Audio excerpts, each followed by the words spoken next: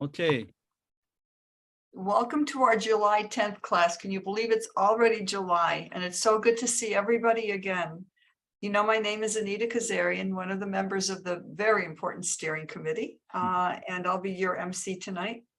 And this course includes all levels of people, those new to Buddhism and those not so new. And as you know, Reverend Dr. Ken Tanaka is working to strike a middle path between not making it too hard or too simple. So those of you new to Buddhism, do not be concerned about the terms and concepts. You will get comfortable with them after a while. They will take on meaning. What is important to have a feeling and a grasp for what the concept is he's trying to explain to us. And even those of us who are not new, each time we hear the concept spoken of, we grasp one more bit of information that we didn't have before. Remember, no tests here. The little questions at the end are only meant to help you think about the course, and it'll help you to answer them, even if you need to review the recording of this program again. Please consider completing the questionnaires that will be sent to you. It is in your comments and observations that contribute to making this class what it's intended for, making Buddhism accessible to those of us in the West. The responses to the June class have been uploaded and they are in the June class folder on your course website. The responses again are wide-ranging and some unexpected, and together we can see how each of us understands the teachings. Dr. Tanaka has responded to some of your questions and you can see them in the June folder as well. Finally, we have arrived to our summer break in the course. We will not meet next month. We will not meet in August. We hope you enjoy your summer and look forward to seeing everyone again when we resume our class on September 11. So that will be Sunday, September 11 will be our next class. We'll send out reminder notices as usual. In the meantime, mark your calendars. And as a courtesy, if you don't think you'll be able to attend the September class, please let us know ahead of time. Now, allow me to share another experience from Dr. Tanaka's life that has relevance to today's topic. This experience this time will be shared in the first person in Dr. Tanaka's voice. So I'm going to read what he wrote. When I was a young faculty member at the Institute of Buddhist Studies, I was in my office next to the class taught by Professor Kakue Miyagi. In his usual passionate style of lecturing, I heard Sensei claim, the essence of Amida is compassion. So I went over to the class just in time to see Miyagi Sensei write on the blackboard the Chinese characters for compassion, jihi.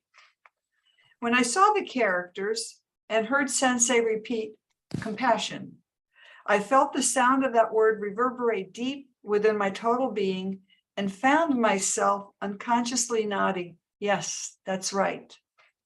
I, of course, was aware of the term compassion and had even written articles on it. But on this one occasion, I was deeply moved like never before and felt that as if this word resonated from the beyond. This proved to be an unforgettable moment and continues to inform my appreciation of the teachings.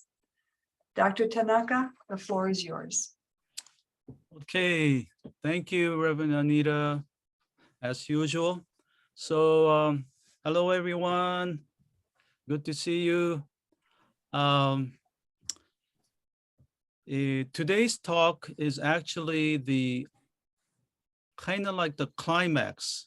Although every session is important, this is transformational. This is what makes Shinran who he is. And it's because of what we're about to talk about that we have Shinran and Jodo Shinshu and Shin Buddhism. And so let us begin.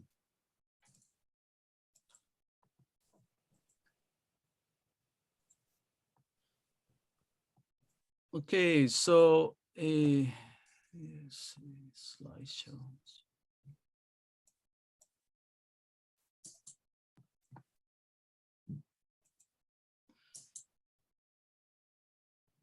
This is a statue bronze statue in front of the main gate at the Musashino University where I taught.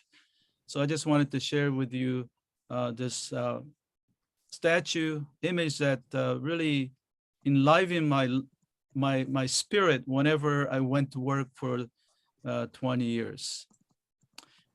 Today we are in phase 5 of the parable, the letting go and floating. And in Shinran's life, it's meeting Hōnen. And the meaning in our lives, it has to do with Shinjin Realization and Entrusting. And because it's so important, I'm devoting 2 sessions to it. We'll be talking about the second half in September. So in phase 4, which I'm calling letting go and floating. Once again, you know, first phase is getting on the boat. Second phase is falling off the boat. And then third phase is swimming. Actually, this is a mistake, phase 5. Sorry about that. So phase 4 is what we did last time, which was he's gasping for air. He's about to kind of drown. And phase 5 is letting go and floating.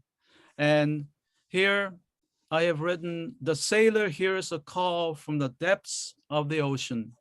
Let go of your striving. You're fine just as you are. Hearing the call, the sailor ceases his striving, relaxes and turns over on his back with limbs outstretched as if lying on a backyard hammock on a lazy summer afternoon. Then to his great surprise, the ocean holds him up and he finds himself floating. Here's another version. Here is the last phase where he's kind of drowning. And then here he hears a voice, you know, you're fine, relax, let go. You're fine just as you are. And here is the sailor floating on his back, and he's overjoyed and obviously relieved because he has been saved. So this this point in the parable represents Shinjin, what I'm calling what Shinran calls Shinjin, and what I am rendering as Shinjin Realization and Entrusting. And I'll talk a little bit more about that. But in terms of say using a diagram, I have been using the left diagram here. You know, the horizontal everyday life is being bumpy road, and the vertical is the Buddhist path of the path that will lead us to the top, to the Buddhahood. But the reality, as we found out when he's gasping for air up on Mount Hiei, he hits a spiritual crisis and he finds himself, well, let's just say halfway up the vertical axis. And he finds that he cannot go any further. So as we studied last time, he is at a loss to what to do. He goes to the Rokkakudo temple or the hexagonal temple to seek advice. And he does have a vision or a dream in which he is able to turn his life to a different direction. And then, as we will study today, he meets Honen, his teacher. And what that represents is that through his own power and effort, he was trying to go all the way up to the top, but he could not, and he is stuck here. When he meets Honen, now seeing this diagram, and sorry that it's in Japanese, I couldn't get it ready in English, but it's essentially the same vertical and the horizontal and the vertical axis. But the big difference is what? you have the circle. And in Japanese here, it says, Dharmakaya, Buddha, compassion, wisdom, Tathagata. But these all point to the workings of Amida, or the primal vow, immeasurable life, however way you want to call it. He realizes that even though he's stuck here, it's okay because he's already in the circle of compassion, as I call it. He's already within the circle. He's already embraced. So he doesn't have to go up vertically on his own, but wherever he is embraced, and he's already destined for realizing the Buddhahood eventually. But anyway, when he realizes at this juncture, we can call this his experience of Shinjin Realization and Entrusting. Here is the photo of a hexagonal temple where he had that vision. And after that, soon after that, he leaves Mount Hiei. And so let's as we said last time, he rarely talked about his experience on Mount Hiei. But when he left Mount Hiei, he wrote in his Kyogyo Shinsho in 1201, I abandoned the path of assorted practice. And he leaves Hiei to join Hōnen Sangha. And he lived at a place called Yoshimizu at the foothills on the eastern side of Kyoto. And Shinran knew about Honan, who was well known by then. And at that time, he was 29 years old, and Honan was 68. And when he meets Honan, he takes on a new name. He wasn't called Shinran then, he was called Shaku, named after two of the seven masters, Do Shaku and Genku. Just to give you an idea of what's in the black, we talked about at the very first session, but here's Mount Hiei, and he leaves Mount Hiei and goes to the hexagonal temple, which is located right in the middle of Kyoto.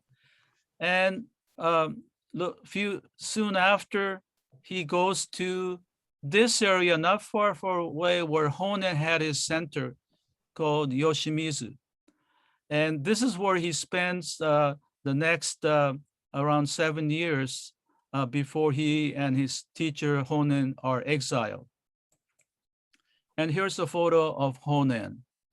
And he's always portrayed as a kind of a rounder, not as thin like Shinran is, a little bit rounder. And well, at least this is the image that we get of him. And I want to talk a little bit about Honen himself. And Honen, at the age of 9, his father is assassinated. He was a constable, a local constable. He's assassinated by his enemies, but his father told him in his deathbed not to take revenge. Honen becomes ordained at the age of 15 and goes up to Mount Hiei, and he becomes known as a very knowledgeable person. He read the entire Buddhist canon, they say, 5 times. And it's, canon has, many volumes, and to read it 5 times is quite an undertaking, an accomplishment. But he also studies not only at Hiei, but he goes down to Nara to study with other teachers. But in the course of his stay, he takes greater interest in Pure Land Buddhism, and resides in the area of Mount Hiei called Yokawa.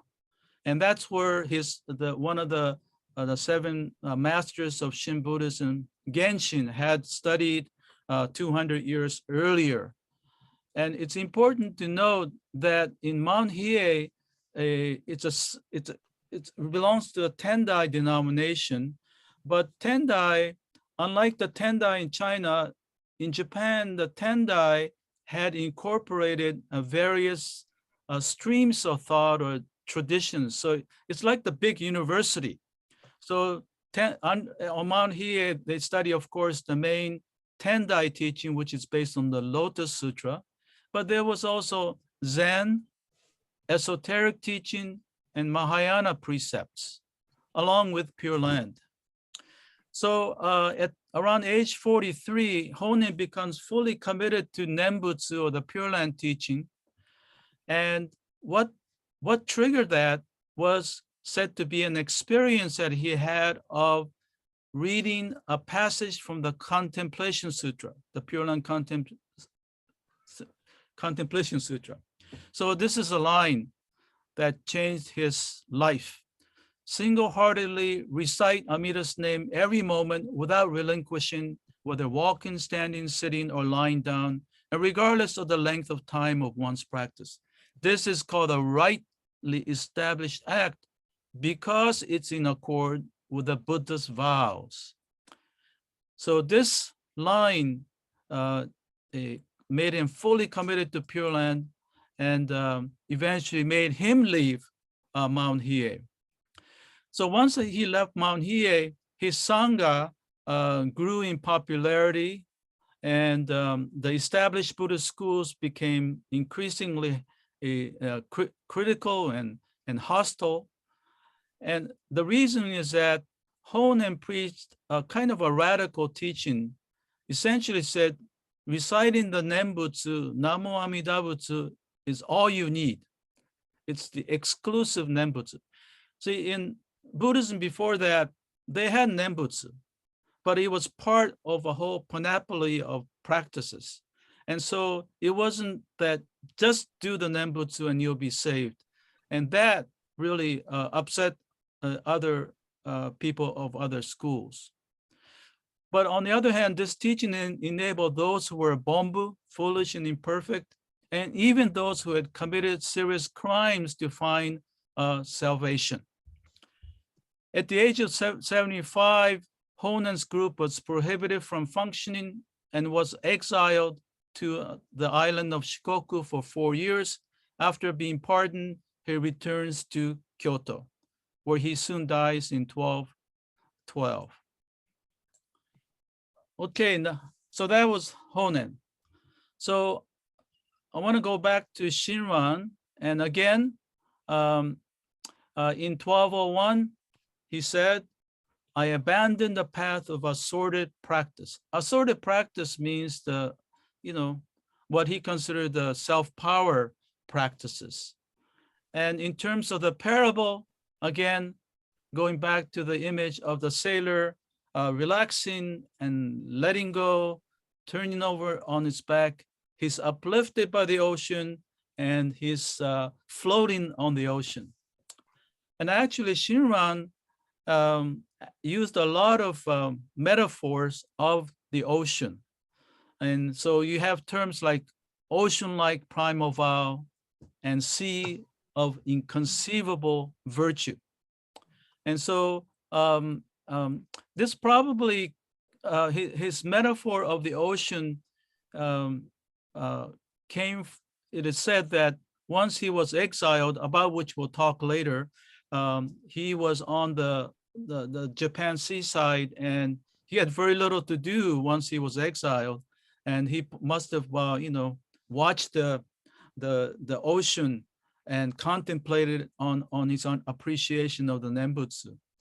So anyway, the line that I really like, in which expresses his Shinjin, is this: how joyous I am, my heart and mind being rooted in the Buddha ground of the universal vow, and my thoughts and feelings flowing within the Dharma ocean, which is beyond comprehension.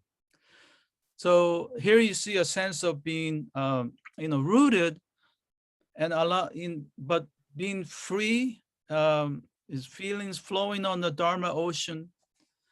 And then there's a sense of joy. So Shinjin is not just faith, but there's joy, there's wisdom, there's insight, going beyond doubt. So anyway, I really appreciate this particular line, especially how it begins with the expression, how joyous I am. Okay, and here is that image again.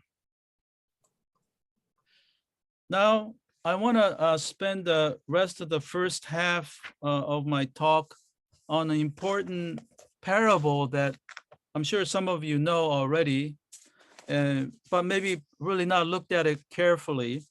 It is a parable of the white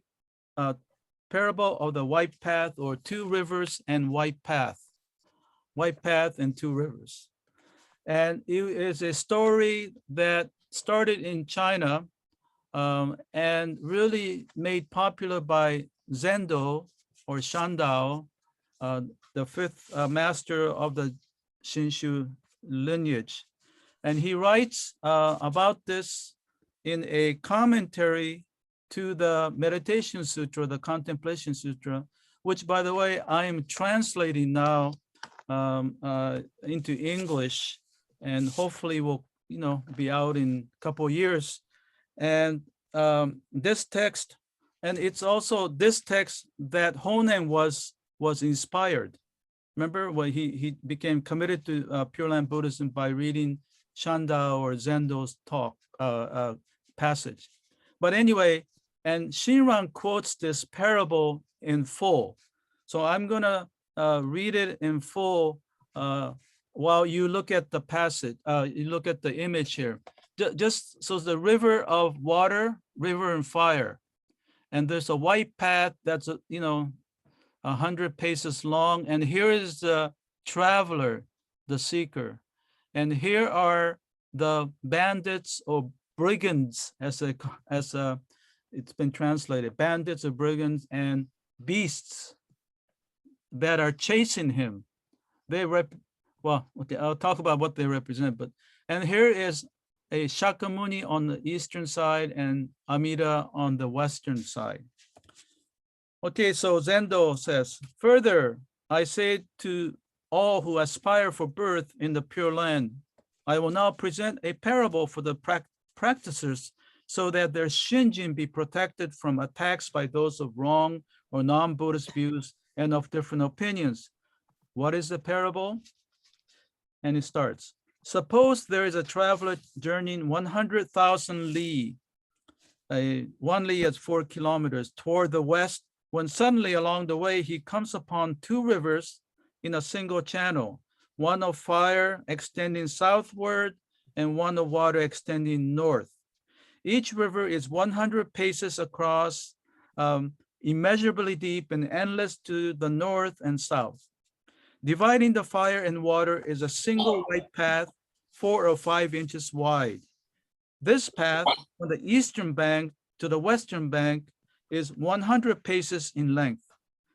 Billows of water surge over the path and flames sweep up to scorch it. Water and fire thus alternate without a break. Now the traveler has already journeyed deep into the vast and solitary wilderness.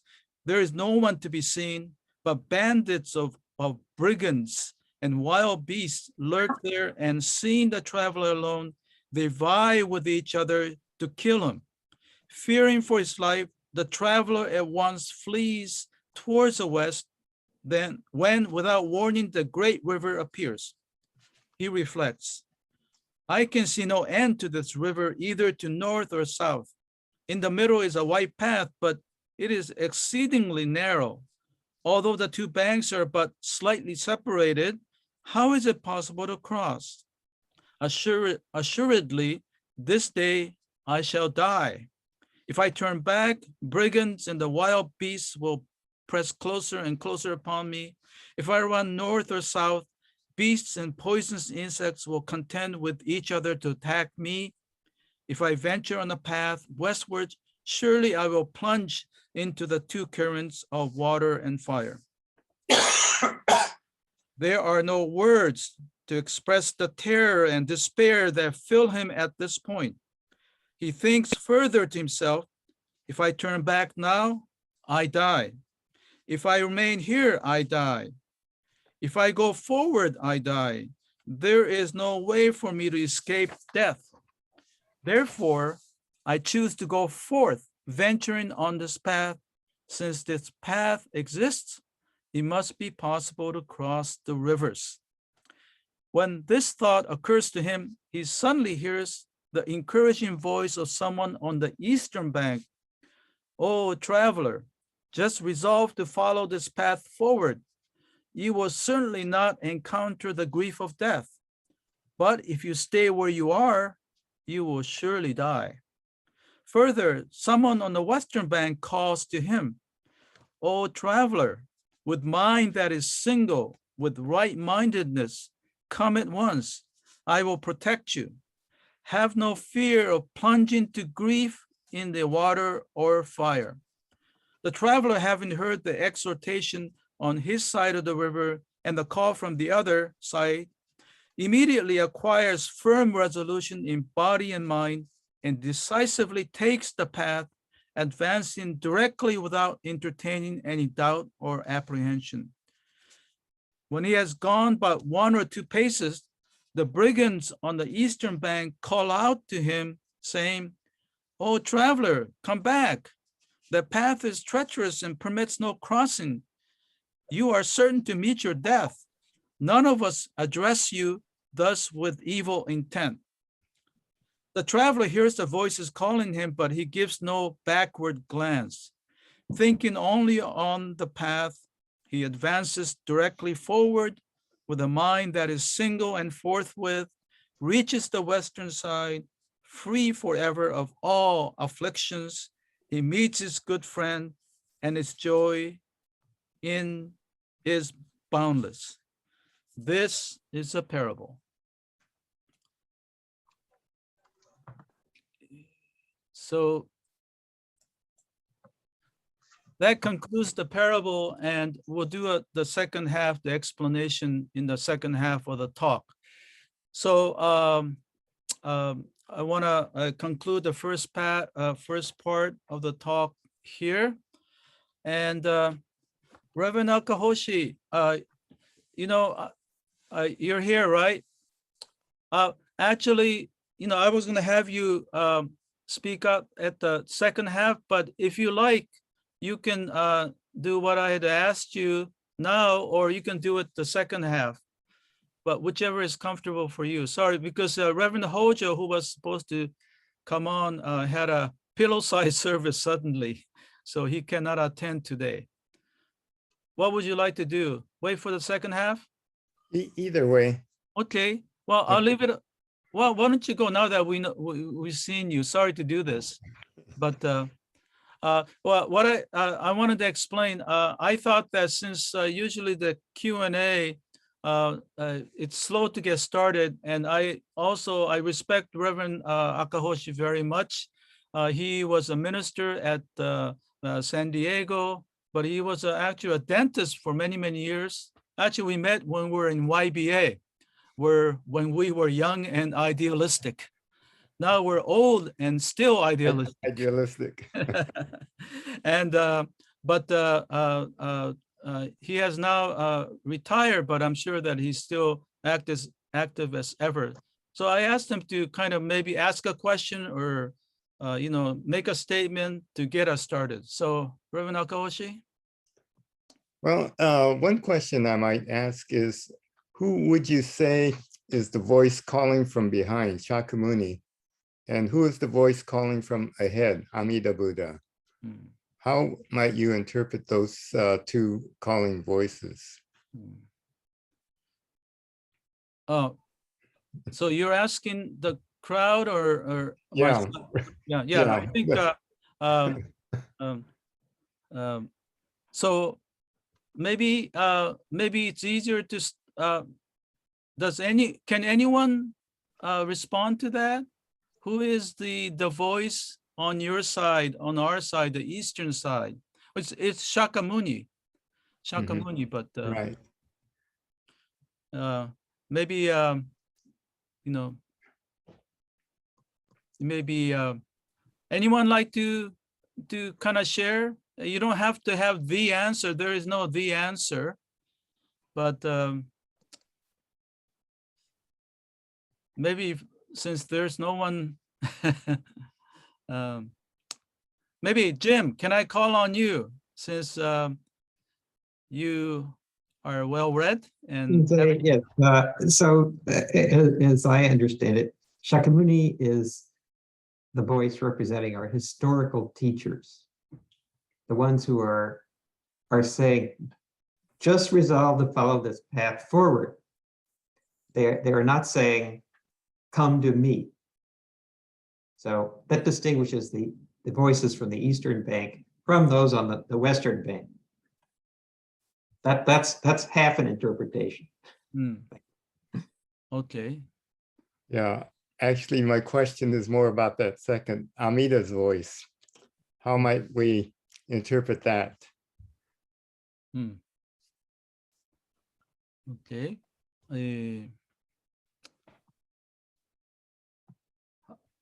Well, okay, Reverend Anita. Well, I'm reading it again now, and it's saying, "Oh, traveler with mind that is single, with single-mindedness." So there's a condition, I think, that's being imposed over here by that response. It's not just come to me, I'll protect you, but there has to be a resolve that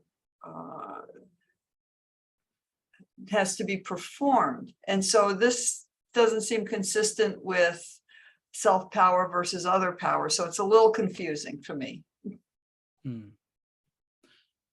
Well, maybe Reverend Alkoshi, you could maybe share what you have in mind and Right.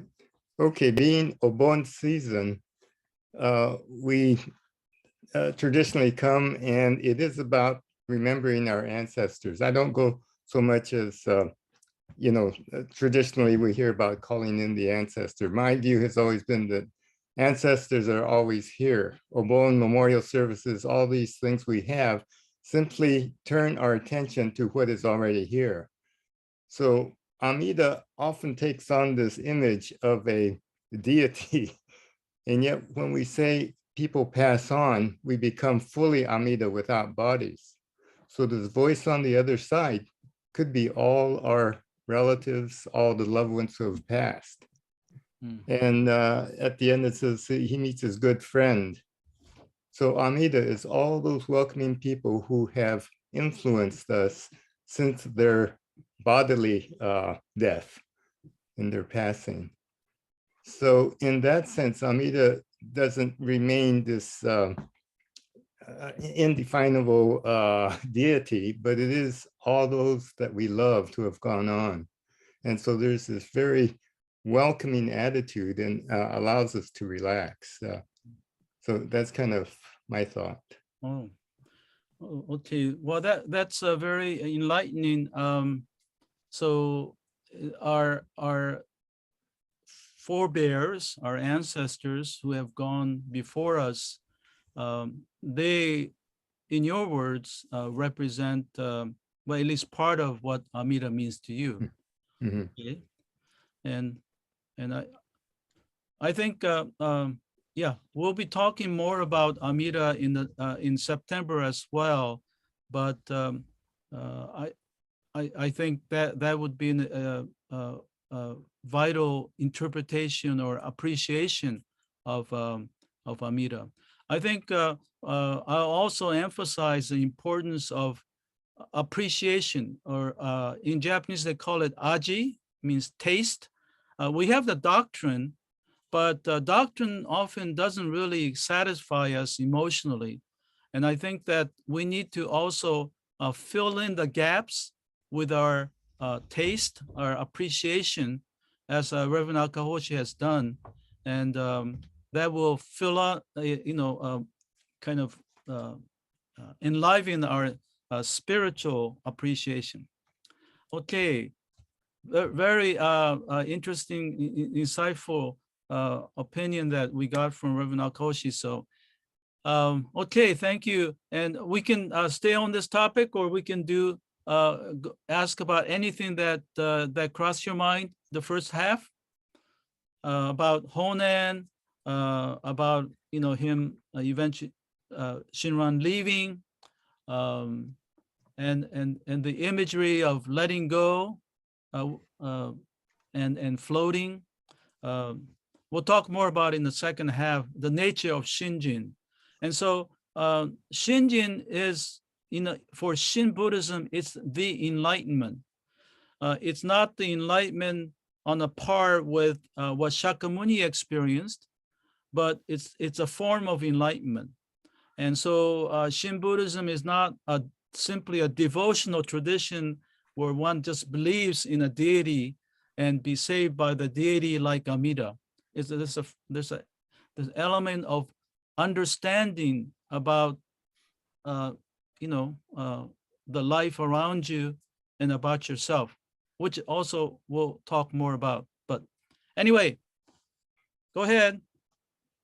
We still have a good few minutes for. Okay, so you can use your chat box for your questions, or you can raise your hand, or with the little Zoom hand, that's the feature at the bottom of your screen. So you can ask a question 3 different ways. And Dr. Tanaka acknowledge you, then just unmute yourself and speak clearly and succinctly. And if you're in a chat box, allow some time for the questions to be read, and either Igor or Deuce a member of the steering committee will pose the question. Questions no longer than 30 seconds, comments no longer than 1 minute, please. So the chat box is great to do it. Ask your questions via chat, raise your hand like this, or at the bottom of your screen.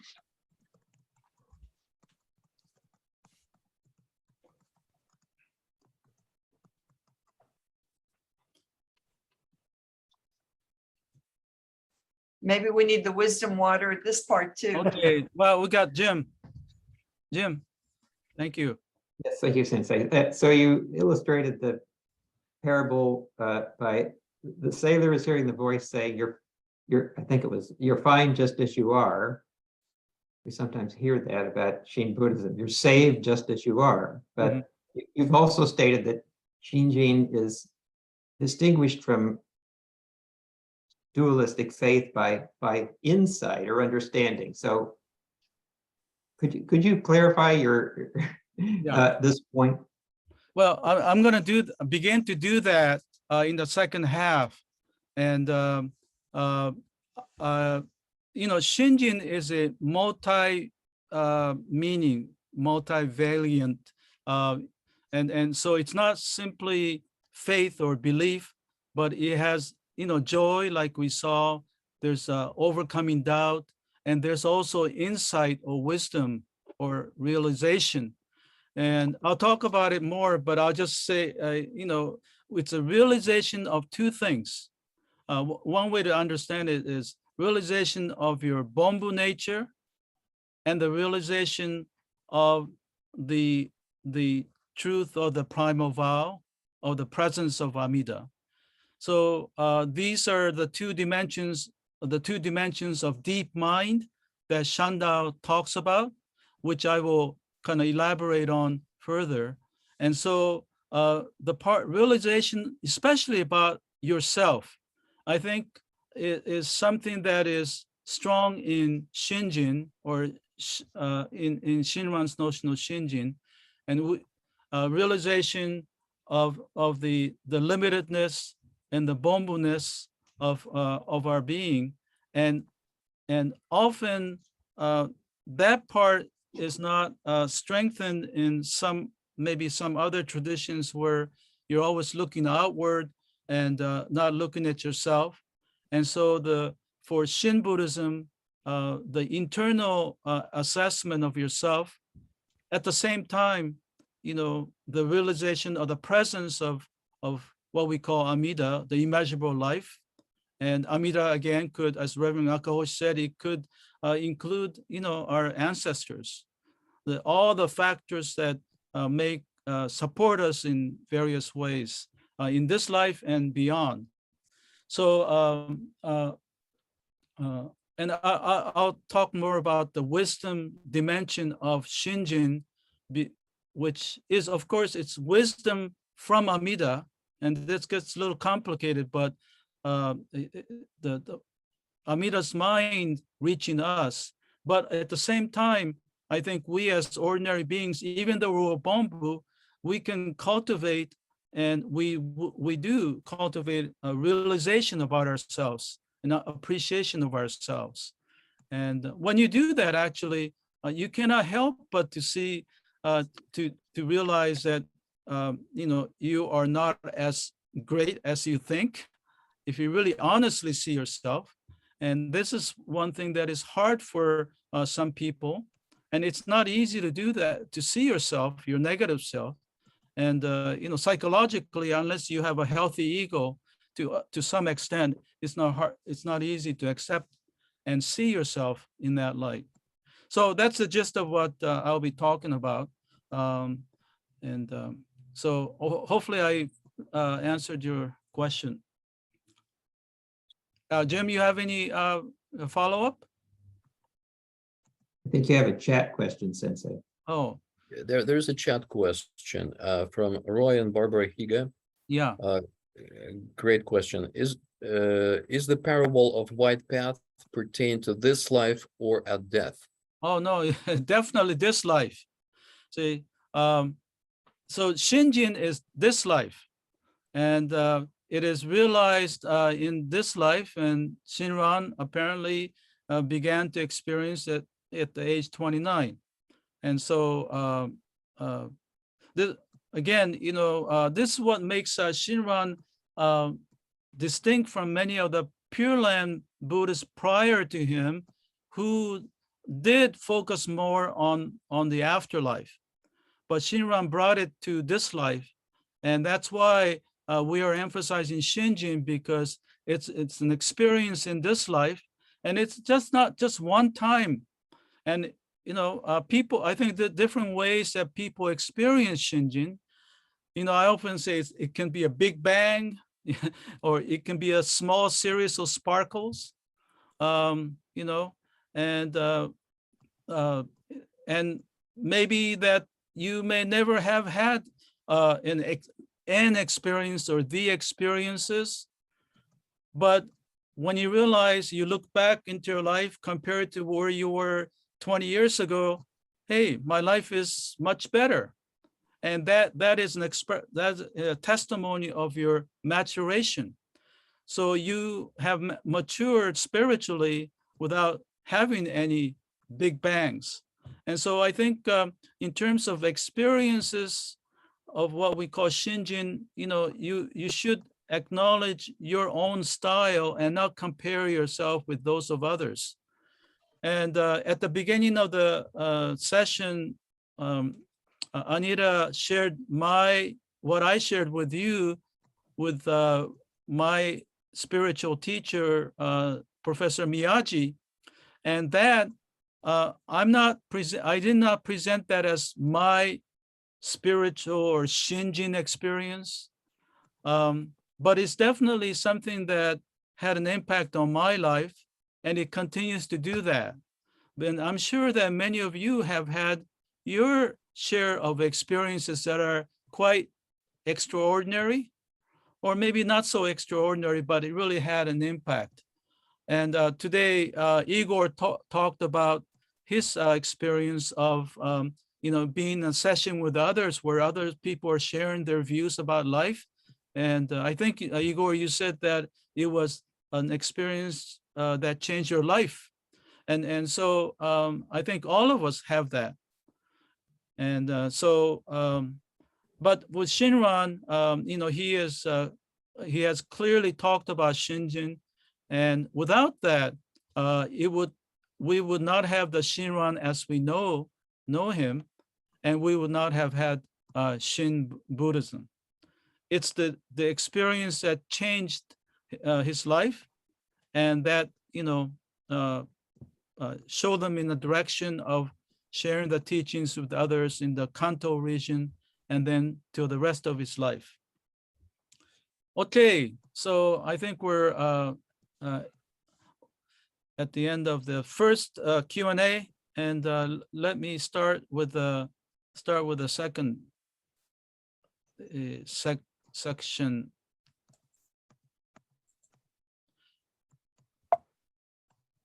Okay, so, and, oh, this is the parable.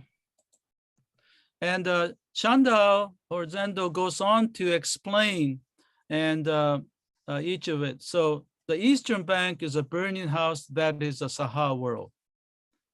Western bank is a precious land of perfect bliss or the pure land.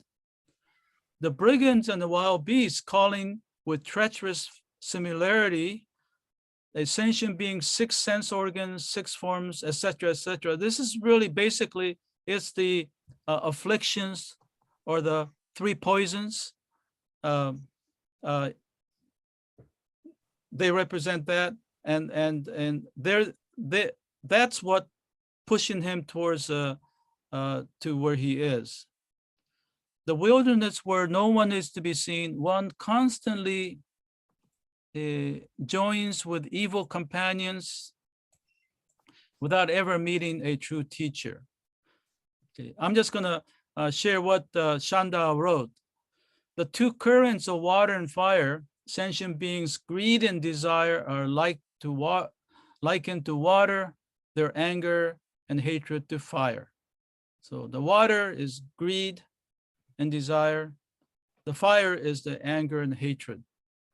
I was quite interested to learn in amongst your the questionnaire responses to the June's questionnaire.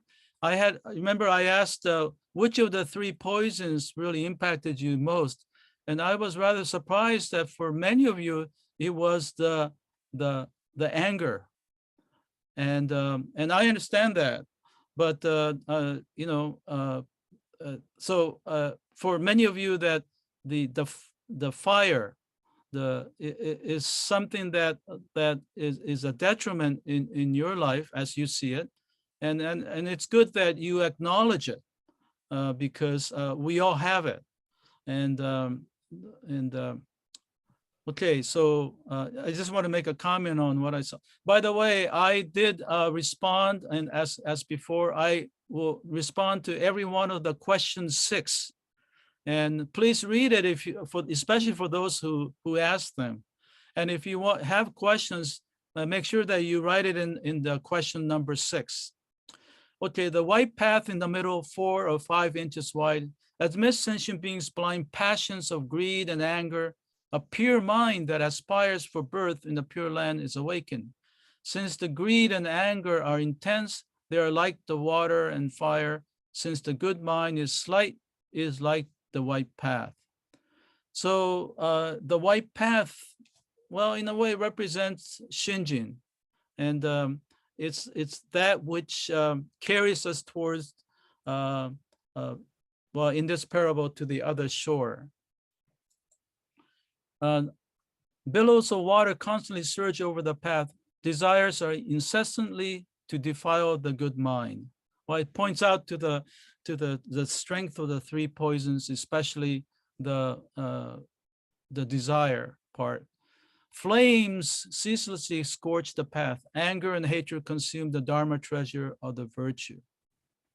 So this is the anger and hatred and how incessantly they impact our lives. The traveler follows the path and advances directly westward.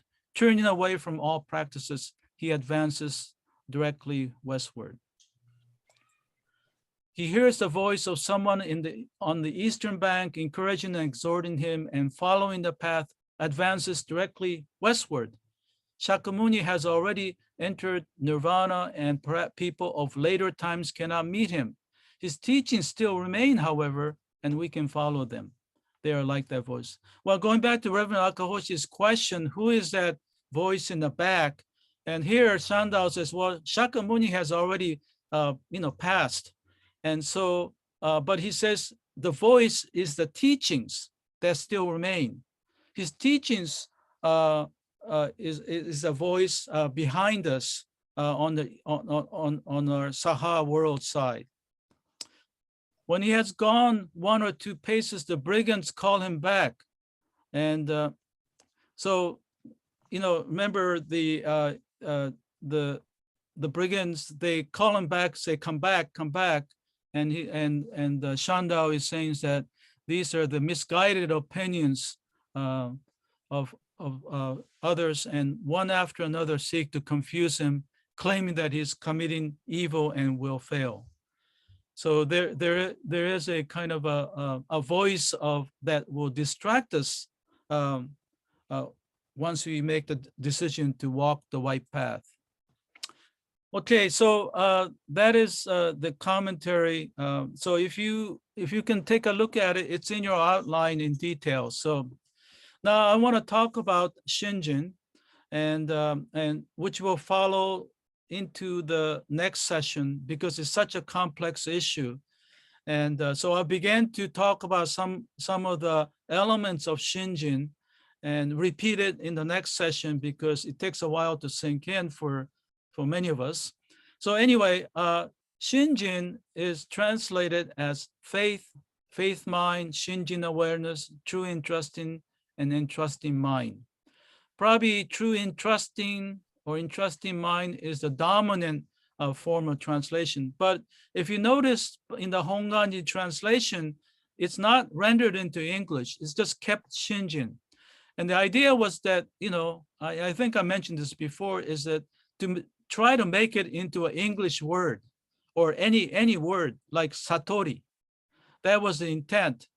But unfortunately, I don't think it's been exposed enough. But many of us are trying to working to introduce the word Shinjin so that it can be accepted as an English word.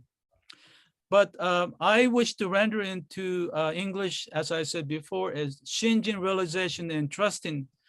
This may be a little wordy, but it's the best I think I can do in trying to share the complexity of the word and what it represents.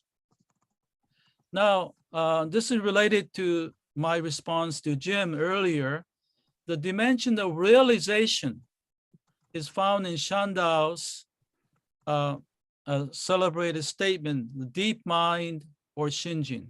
So please remember this word deep mind, or two kinds of deep mind, and which Shinran quotes. And here Shandao uses the word truly know, truly know. So it's knowledge or understanding and not blind faith. And that's the perception that people have of especially Pure Land Buddhism, that's a blind faith or faith in Amida without knowing and fully what Amida is. So what are the two dimensions? Again, knowledge or appreciation or knowing oneself is a foolish being full of blind passion. And the other one is one can attain birth through vow. And this is the quote. So this is an important quote, so I'm gonna read it. Deep mind is true and real Shinjin. One truly knows oneself be foolish being full of blind passions with scant roots of good, transmigrating in the three realms and unable to emerge from this burning house. And the second part is, and further, one truly knows without so much as a single thought of doubt that Amida's universal primal vow decisively enables all to attain birth. So again, Jim asked, what do you know? What do you realize?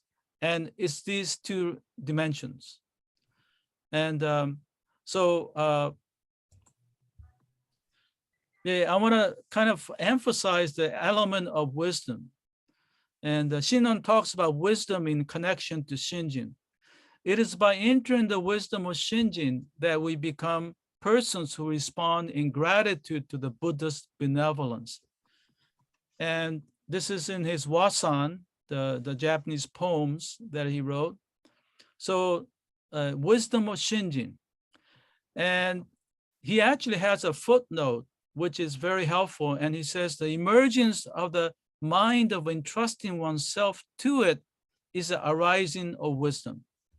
So the Shinjin, traditionally and doctrinally, it is said that it is bestowed to us. It's the mind of Amida reaching us, meeting our heart and mind. But it also, Shinran also explains that when it reaches you, there's an emergence. When there's an emergence of the trusting, the mind of entrusting, there is a rising of wisdom. So I take it to mean that there is an element or degree of wisdom or understanding that actually arises in seeker's mind. So that's why I think that to say that, just simply recite the Nembutsu and magically you'll be born in the Pure Land, that is too simplistic. And Shinran is much more nuanced and on this point, and one of which is the point of the emphasis on wisdom and understanding. Okay, so Shiragi Sensei, in this month's reading, I have introduced several pages of Shiragi Sensei's book. And so I really encourage you to look at that. Whenever you see readings, you are supposed to read them. And earlier when I talked about Hōnen, the readings had to do, was from also from Ducour, Jerome Ducour. And that's all in our homepage, our website. So please take a look at it. So back to Shiragi Sensei, and I'm going to quote three here. Rather, it is an understanding or comprehension that takes place at the deepest spiritual dimensions of our religious life. In Shinran's thought, Shinjin means that we awaken Shinjin. In Shinran's thought, Shinjin means that we awaken. Shinjin is an experience of awakening. Traditionally, in Shin Buddhism, there's very little talk of awakening. There's a lot of emphasis on reliance and trusting, which is important, as I myself, accept. But that the element of awakening and understanding is quite weak. So Shiragi Sensei also says, this is what I mean when I said that Shinjin could also be referred to as awakening. To that, I might add that Shinjin in Shinran's thought also means that we become our true selves. Now, this part, we'll talk more about it in the next session, but I think this is also very important that with Shinjin, we truly become ourselves. What that means, partly, is that we become truly human. I know Reverend Dr. Taitetsu Unno liked that phrase. We become truly human. And so we don't become, some, grandiose, some being, but we actually become a real person, which means you see yourself for who you are, including the limitations, or what we have been calling the element of Bonbu. So the limits of oneself, and this is my humorous expression, limits of oneself, one mess, and the universal primal vow, oneness. So one's realization of one's three poisons, but on the other hand, the realization of the primal vow as represented by Shakyamuni and Amida. So one mess, embrace within oneness. Okay, now I want to kind of go over the main points about Shinjin in terms of doctrine. And doctrines are sometimes boring, but it's also important. It's the framework that guides us in the right direction. So again, like we had a question in the chat, Shinjin is realized in this life, not after we die. Okay, let's just be very clear about that. A person on Shinjin does not attain full enlightenment or Buddhahood until right after he or she dies. And this is because we remain Bonbu, foolish and imperfect through our lives. So we have the passions, the three poisons with us till the very end of our lives. But what is with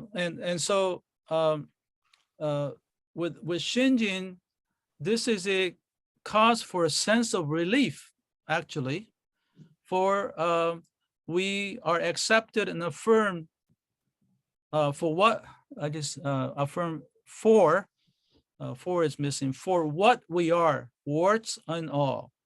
And I think Igor mentioned in his sharing when he talked about when you know yourself for who you are, you can be more accepting of others. And I think that is really true. And we all know how important that is in these days when we have so much division. Paradoxically, we become a bit better person to live with and with or associate with for other people. And this is just repeating what I just said. This is because we are more accepting of others' shortcomings. Oh.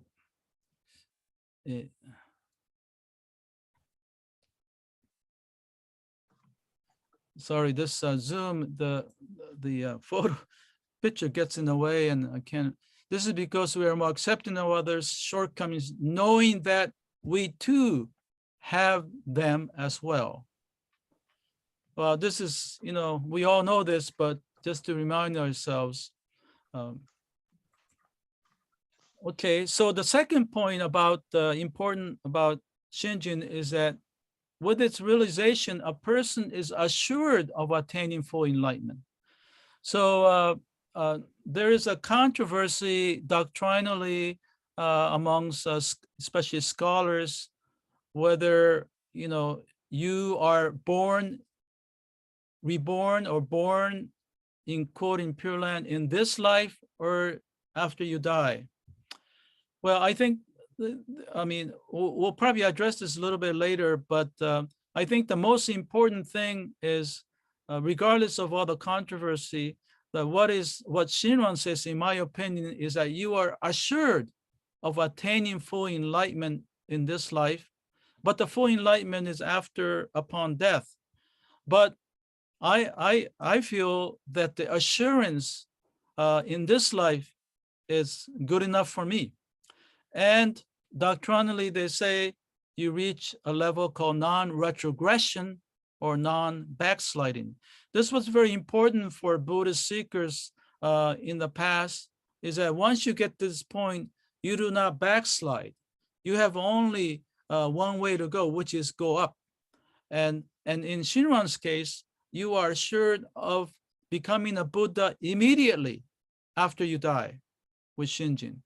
It's not that you go to the Pure Land and continue to practice as thought by earlier Pure Land Buddhists, but Shinran's distinctiveness is that you immediately become a Buddha. And you join the group of the truly settled. So, okay, and there's also a question, what is more important, Nembutsu, the oral recitation, or the Shinjin?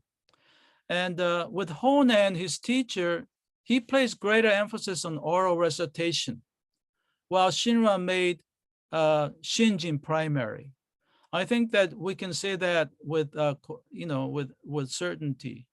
Honan also emphasized an element of Shinjin, but it was Shinran who placed greater emphasis on Shinjin. But at the same time, he did not neglect the recitation of the name.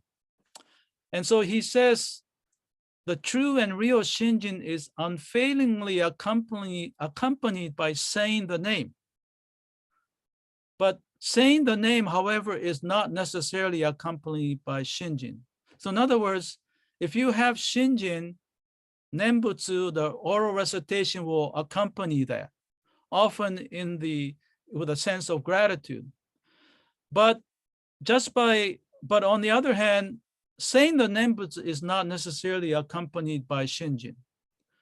So there are people maybe who, maybe reciting the Nembutsu as if that person has Shinjin, but that doesn't necessarily mean that that person has Shinjin. Okay, so I want to share, shift a little bit and be more about an experience that one of my other spiritual teachers um, shared with me one day at the Oakland airport as we were waiting for someone. And Reverend Kusada, and he was a teacher to many of us of our generation at the IBS. He was the main teacher there. And he shared with me this experience when he was in Kyoto when he was young during the Second World War. So he had contracted pneumonia and it was a life-threatening situation. And he was suffering from malnutrition. And his doctors at the Kyoto hospital told him that, well, if he can survive this evening, he will make it. But if not, this might be the end. So obviously, he was stricken with profound anxiety and fear, and he wasn't able to sleep. And I can just imagine the terror that he felt, that if he doesn't make it, he's not gonna live. Then he told me that as he was in the utter depth of his, anxiety, he decided to let go and entrust in Shinran Shonin, saying, Shinran Shonin, I'm ready and willing to be with you. So when he made that commitment, it sounds almost like that traveler on the white path. He made that commitment. When he did that, soon he felt he felt light and buoyed in body and spirit. And soon after, he began to feel much better physically. And then he made it through the night. When the morning arrived, he couldn't really hide his joy and relief. And he continued to improve after that and made a full recovery. So this is what he shared with me. And Sensei went on to become a missionary in BCA, the Buddhist Churches of America, and was assigned the executive director of the IBS. And all of us were, highly respected him for his dedication, compassion, and concern for the students and for the Shin Buddhist tradition. And well, there's so much more I can say about him, but I feel immensely fortunate that to have heard the story directly from Sensei. I have always taken it to reflect the core experience that made this remarkable man, whom, in my opinion, and those of others, to have been a person of Shinjin. So we all need, people that we think represent the tradition. And Professor Miyagi that I talked about earlier, and Reverend Kusada certainly are for me. And so I just wanted to share that, and especially focusing on the part where he lets go, just like the sailor in our parable. And so letting go and entering a different realm or different dimension is one way to think about it. Maybe, you may not have to be so dramatic about it, but I think on a spiritual and so-called soteriological means like liberation or enlightenment experience. But even on a mundane level, everyday level, I think this element of letting go and willing to accept the situation is very important. And I now wanted to share something that is more on a mundane, ordinary level of letting go and entrusting. And this has to do with my experience of, moving the whole family and traveling across the Pacific to take on a new job in Japan when I was at the age of 50. So I had a lot of misgivings, lots of anxieties, Will I make it, make it in Japanese society? And, am I really doing the right thing? I'm taking my kids across the Pacific, and I had some friends question, why are you doing this? And but I remember, I just my religious training, and even the white path, the parable of the white path. I just thought, well, just let go, and for that moment, just let go of all your anxieties, and just entrust that things will work out. And that enabled me to to make the decision, and in hindsight, it was a decision that I do not regret at all. So I wanted for you to ask yourselves about your examples in your life of similar kind of situation when you hit a wall, or when you find yourself, so exhausted and pressured and stressed out. It's often, we have all these anxieties and all this worrying about what's going to happen in the future, but just let go, like that sailor, and then you find yourself floating. Okay, so I want to summarize what I said about Shinjin, and there are about 9 of them, but so please. Shinran realized Shinjin upon his encounter with his teacher Hōnen and Hōnen's teachings. So he didn't find it on Mount Hiei, but when he met Hōnen, he found what he was looking for. Well, that all of you know, but the experience of Shinjin can be represented by the drowning sailor who responded to the voice, let go of your striving, you're fine just as you are. Yeah. Just as you are by that, it's the 3 poisons, the afflictions that you see in yourself. And but that does not mean that you don't aspire to be better, to look more within yourself and to try to improve. If you find that you have a tendency to get angry, it doesn't mean that it's affirmed. I think that it means that it's not going to totally go away. But as I talked about earlier when we were talking about the 6 perfections, that you can do something about it to some extent, and you can improve, and you can improve your relationship with others. So on a mundane level, there is room for improvement. Often in Shin Buddhism, we're talking about the ultimate level, especially when you're comparing yourself with the Buddha. When we're saying we're one big mess, you're not comparing yourself with your neighbors, So let's be clear on that. You're comparing yourself with the Buddha.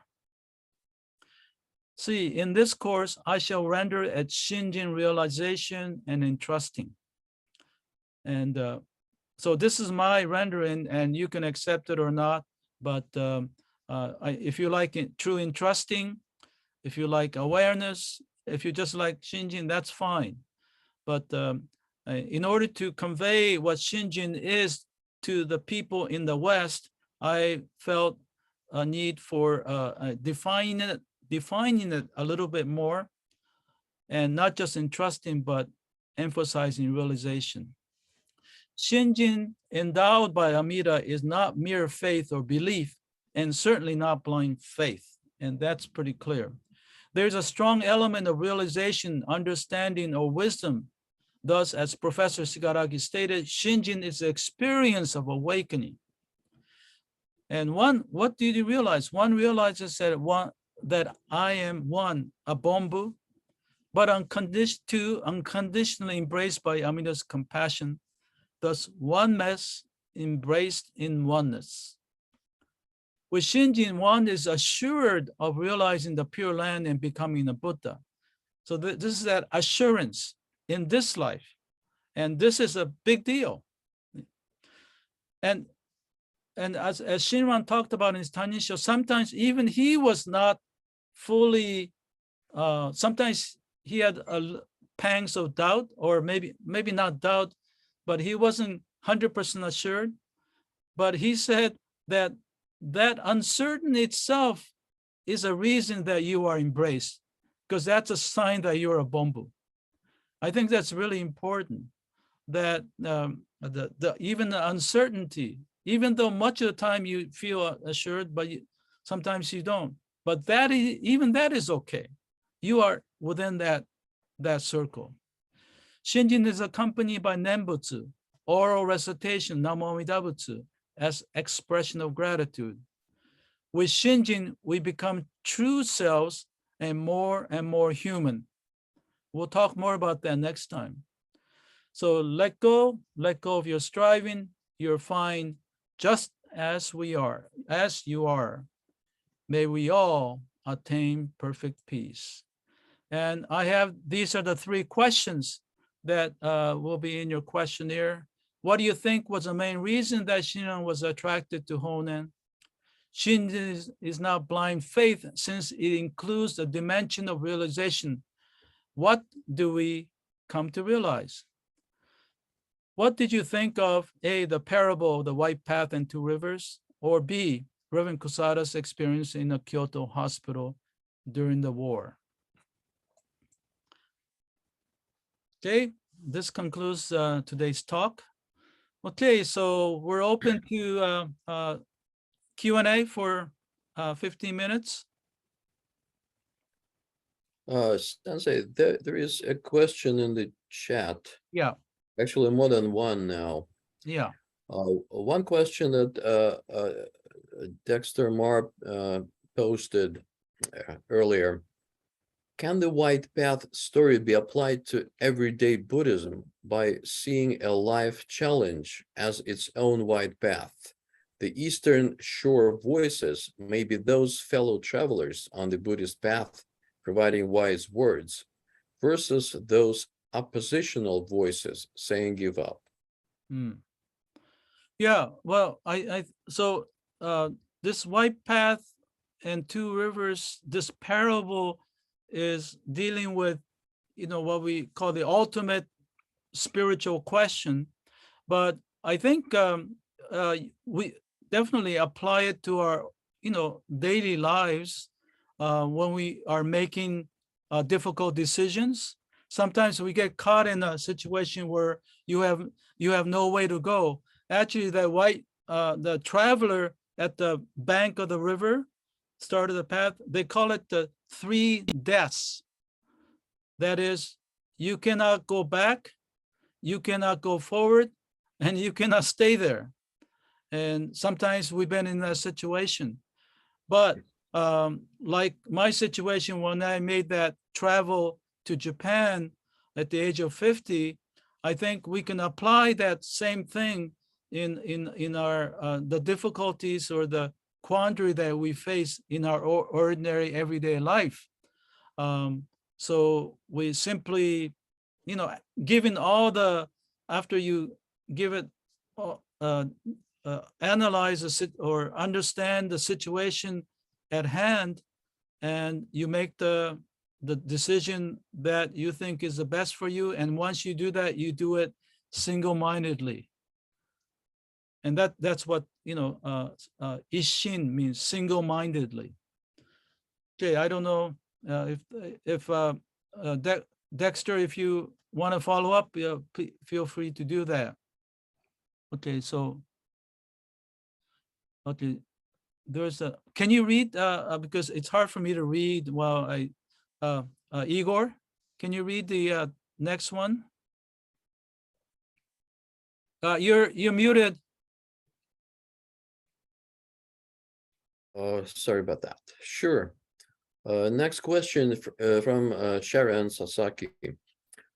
Realizing my own foolishness and imperfections seems like self-power, while realization of Buddha's primal vows seems like other power. Could you comment on this? Oh,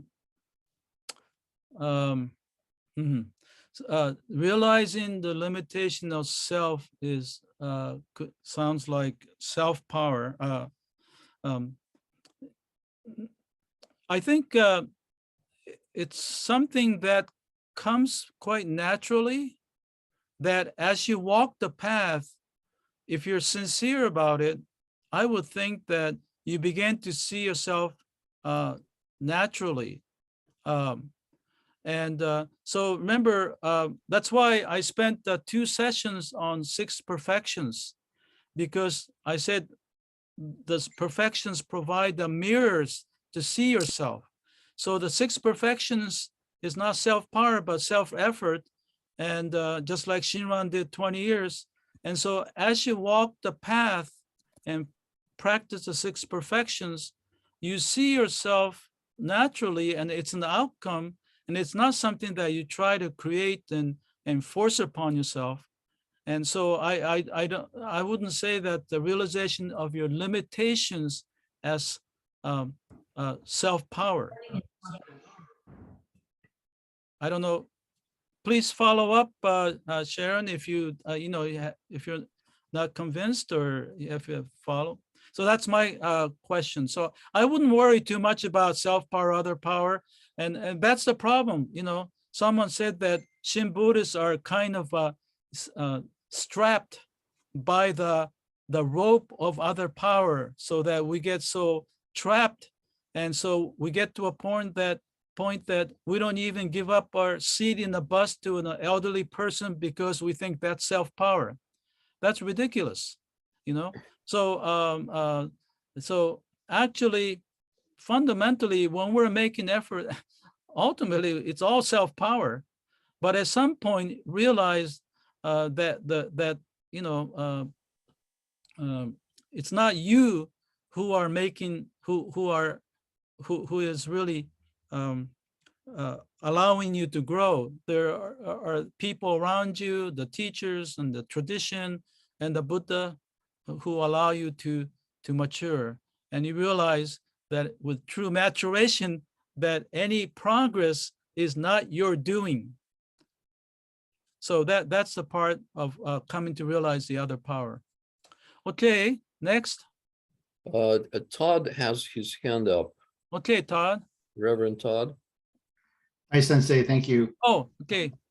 In your example of Reverend Kusada and your personal example of going to Japan, explaining the experience of letting go and entrusting, those 2 examples almost can be interpreted as petitionary.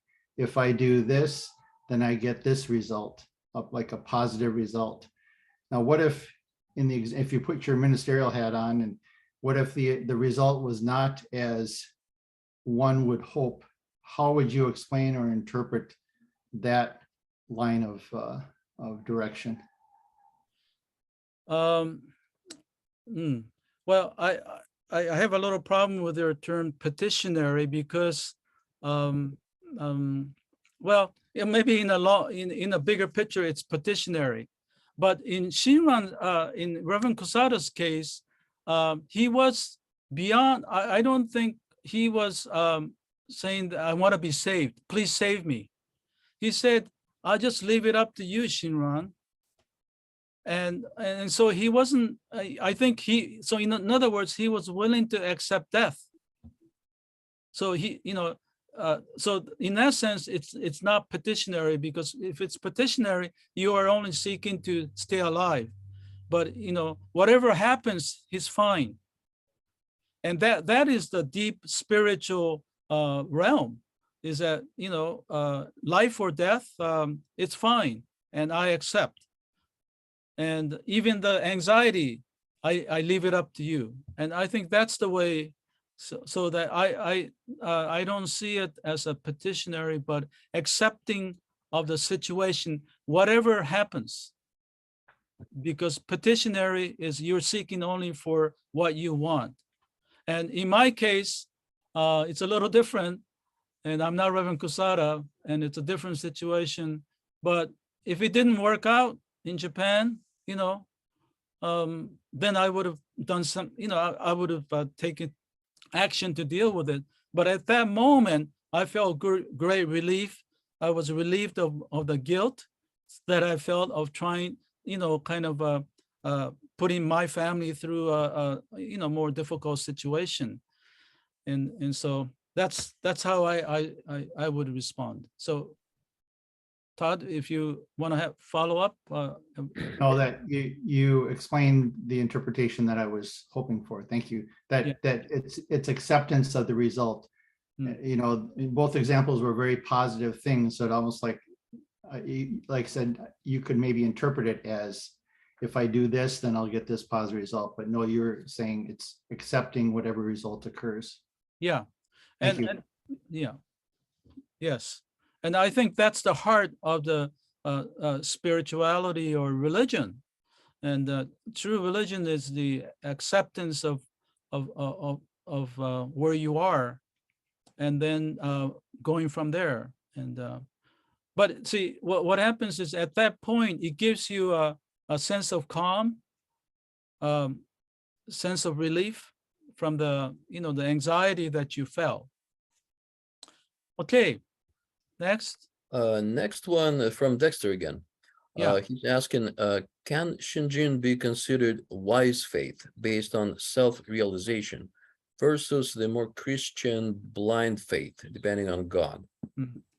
Well, first of all, I wouldn't categorize Christian faith as blind faith. So as I said, often matters related to other religions, we cannot fully understand. And so I would kind of would not categorize it that way. So that's one. But I like your term, wise faith. Maybe I'll use it myself, wise faith. And when I do, I'll make sure that I'll quote you, Dexter, that I got it from you. Okay. But yeah, I in a way, but again, if I were to take this to the Honganji and say, oh, how about this definition? And you know what the Honganji will say? No, no, no, no. You're becoming too haughty. You're becoming too, you say, you're wise, So, but that's the kind of the tradition where our tradition tends to be humble and, modest. So if you notice, when we burn the incense or the offer incense, most Japanese, they don't do it the way we do in Shinshu. They do it 3 times. And they pinch the incense and they put it to their head like this 3 times. That's the usual way. But I always felt that Shinshu, we only do it once. And it's very modest, which is symbolic of the Shin, in my opinion, the Shinshu spirit. And that's why we don't have the pizzazz, and we don't have the shaven head and the flowing robes, and and maybe that but I think that's an attraction for a lot of people, and maybe for Igor that was it too. He says something like there weren't shaven heads at the Palo Alto Buddhist temple. And so anyway, so the word wise is is good, and I can use it in the right context, but maybe traditionally, maybe some people may think that now you're becoming kind of haughty, and but important thing is that there is an element of realization, and it is a kind of opening up, and not kind of shielding your eyes and just simply relying on Amida. Okay. In another comment, it's a comment from Peggy. I'm not sure I understand it fully. She says, when faced with challenges or major decisions, Christians frequently say, let go and let God. Another similar concept in both B. Peggy, would you like to comment what you meant? In both, I said it before I finished it. It just, I've seen a lot of similarities between Buddhism and Christianity. And in my own personal studies, I have a feeling that a lot of things in Christianity were based on some of the Buddhist concepts. I mean, there was a time in Jesus' life when they can't explain where he was for a period of years. And there have been comments that he actually went to the East and studied Buddhism and incorporated a lot of Buddhist concepts into Christianity. And I just made the comment that this perhaps is one of those concepts. You Okay. let go Okay. and trust in your religion. Yeah, thank you.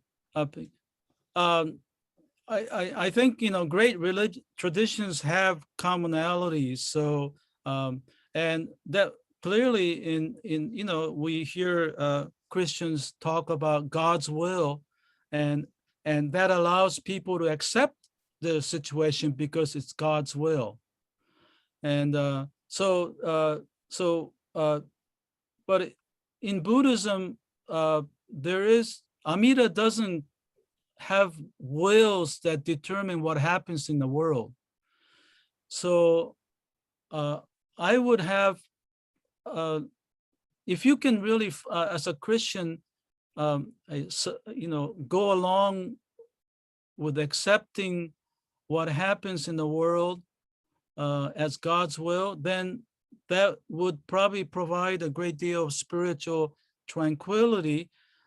But the difficulty with me in terms of Christian outlook is that God made things happen that way. So, you know, I've heard the survivors of Holocaust, some of them came to accept what happened by accepting what happened in the Holocaust as God's will. But that is really, really tough, I think. You know, and so and if you can do that, well, the whole story about Job, and you know, he being tested by God, and you know, everybody in his family is killed, and he has that test. But I often ask, well, wasn't it you who made that happen? You know, all the difficulties. And so anyway, I probably shouldn't really delve too much into the Christian notion, because I you know, I'm not a Christian, but looking from the outside,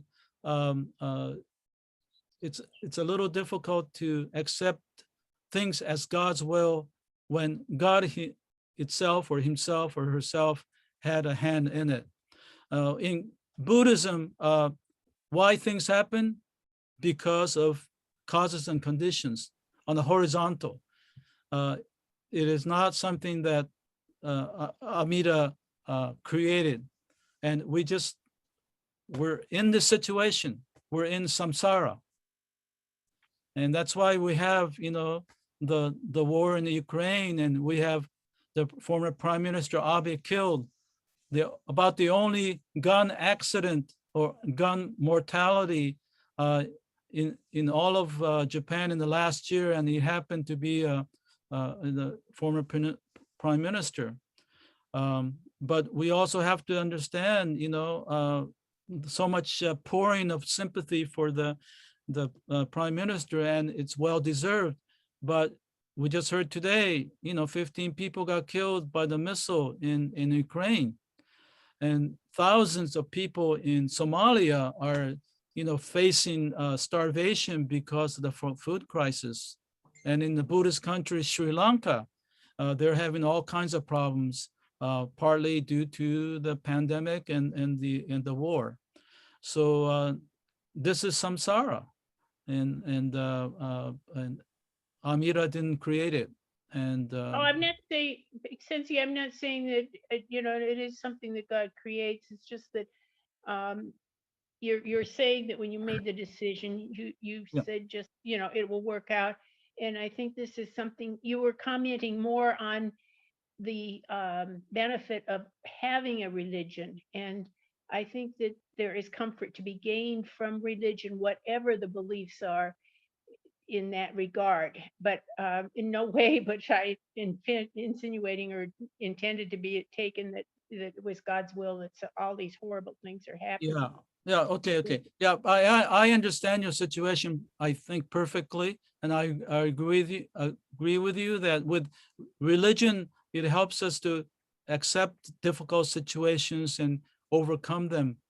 But it was I who brought up the God's will. And there is doctrinally, I think that if God created the world and the universe and all of us, that God has a hand in what happens. And therefore, I'm saying that in the Christian tradition, it seems to me to be more difficult accepting what happens when God already has a hand in it. But anyway, I may be wrong about that, but so let us come to a conclusion because we're at the end. So Anita, do you want to close? Yes. Thank you, Dr. Tanaka. This concludes our July class, and we will be off for the month of August. Don't forget, we're going to be returning September 11 for most of us, and in Japan, September 12. The link to the class questionnaire for this session has already been sent to you. You're encouraged to respond, not only to help the instructors understand our own understanding, but to put your own thoughts together. And don't forget, there's a video of this recording that's going to be sent to you in another day or two. And by going over the video once more, it might answer some of the questions that you feel have holes. Now, for the part that we look forward to, for those of you for further discussions that are open-ended, it is time to join Dr. Tanaka to our informal Nirvana Hour, where you can share your ideas, ask questions, and get to know one another in a more relaxed space. This is where we're free to speak our minds in a safe, non-judgmental space. Some of us talk, some of us listen, and that's okay too. And don't forget to bring your wisdom water with you. Nirvana Hour is optional, strictly optional, so don't feel obligated to join. We're going to take a short 10-minute break and resume at 9. Oh, it's 9, almost 9:40. Let's do a 5-minute break. 5-minute break. We'll be back in 5 minutes. And again, see you in September 11 for most of you, and in Japan, September 12. Good night.